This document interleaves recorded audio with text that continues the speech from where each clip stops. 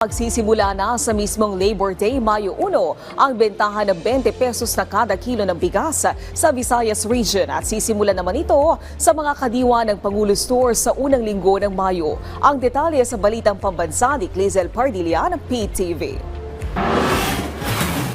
Maingat na tinatakal ni Marso ang sinasaing na bigas para walang masayang. Hindi rin kamahalan ang pinipili niyang bigas na naglalaro sa 40 hanggang 50 pesos kada kilo. Kailangan kasing magtipid lalo't mahal ang presyo ng bigas at mabigat ang matrikula ng kanyang 2 anak na nag-aaral. Maganda yung mura kasi sa halip na mahal yung mabibili mo, at least meron ka pang masisave. Ang good news ng administrasyon ni Pangulong Ferdinand R. Marcos Jr., sisimula na ang pagbibenta ng BBM rice o 20 bigas mo o tig 20 pesos na bigas sa unang araw ng Mayo kasabay ng Labor Day. Aarangkada yan sa probinsya ng Cebu. Uumpisahan na rin ang bentahan ng murang bigas sa lahat ng makadiwa ng Pangulo sa May 2, araw ng Biyernes. Katuparan ito sa pangako ni Pangulong Marcos na gawing abot kaya ang presyo ng bigas para matulungan ang mga Pilipino. Kabilang din ito sa mga hakbang ng pamahalaan para matugunan ang kahirapan at kagutuman. Mahalaga po ang kapakanan ng taong bayan kay Pangulong Marcos. Papaluwigin pa po ang mga programa para matugunan po ang mga isyu patungkol po sa kahirapan at kagutuman. Yan po ang talagang ninanais at pinapalawig pa po ang programa para ito po ay matugunan.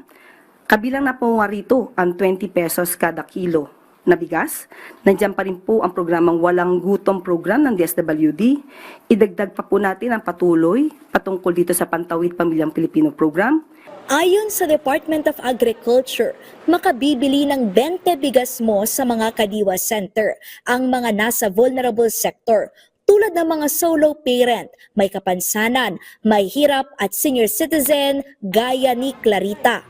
Hanggang 30 kilong bigas ang pwedeng bilihin kada buwan o katumbas ng 600 pesos. Higit na mas mura yan kaysa sa higit 1,000 presyo ng kalahating kaba ng well-milled rice. Mas gusto ko yun. Mas makakatipid lalo ako dun. Eh ngayon, yung 5 kilo kong bigas, baka abuti ng 3 buwan, 2 buwan pa yun. Kasi 20 pesos lang yun eh.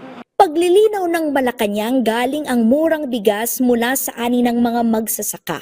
Una nang sinabi ng Agriculture Department na maayos ang kalidad ng mga NFA rice na pawang mga well-milled rice. Ang well-milled rice ay nakakalaga ng 38 hanggang 54 pesos sa mga palengke. Siniguro ng palasyo na magiging sustainable o pangmatagalan ang pagbibenta ng murang bigas hanggang matapos ang 2025 at paglalaanan ng budget sa susunod na taon. Kaugnay niyan, ipinagmalaki ng palasyo ang mataas na rice buffer stock ng National Food Authority. Alinsunod ito sa direktiba ni Pangulong Ferdinand R. Marcos Jr. na paigtingin ang pagbili ng palay ng mga magsasaka ngayong panahon ng anihan. Ayon sa NFA, papalo na sa 10 milyong sako ng palay ang nabili ng ahensya. Aabot naman sa 8 milyong sako ng bigas ang inventaryo o supply ng NFA.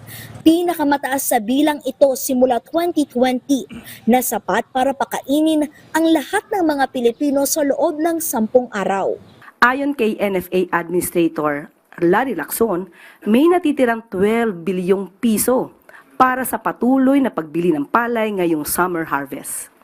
Dagdag pa ng NFA, ang tuloy-tuloy na pagbili ng palay ay hindi lamang para sa mga magsasaka, kundi para rin sa mga pagbibigay ng mas abot-kayang bigas sa mamamayan. Ang mga hakbang na yan, hindi lamang mahalaga para matulungan ang mga magsasaka, kung hindi para matiyak na may sapat na supply ng bigas na maaring gamitin sa panahon ng kalamidad o emergency.